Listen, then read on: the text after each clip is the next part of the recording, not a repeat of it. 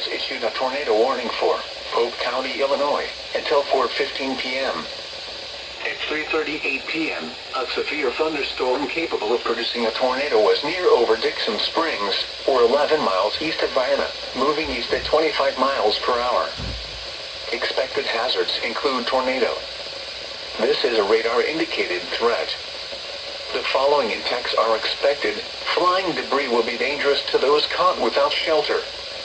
Mobile homes will be damaged or destroyed. Damage to roofs, windows, and vehicles will occur. Tree damage is likely. This tornadic thunderstorm will remain over mainly rural areas of northern Pope County. Take cover now. Move to a basement or an interior room on the lowest floor of a sturdy building.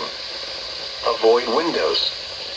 If you are outdoors, in a mobile home, or in a vehicle, move to the closest substantial shelter and protect yourself from flying debris.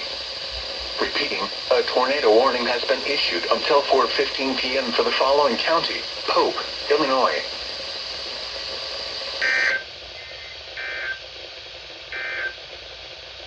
A tornado warning remains in effect until 4 p.m. for central Williamson County.